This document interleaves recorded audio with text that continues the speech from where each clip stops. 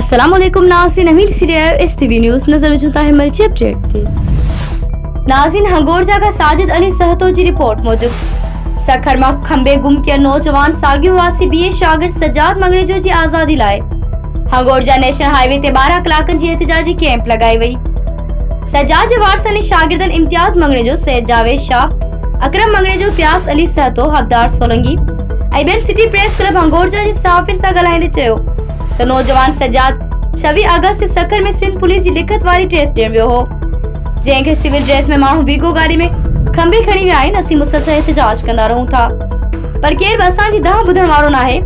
असांजे घर में रोज राड़ो केराम मतल आहे। असीं पुरअमन शहरी आहियूं।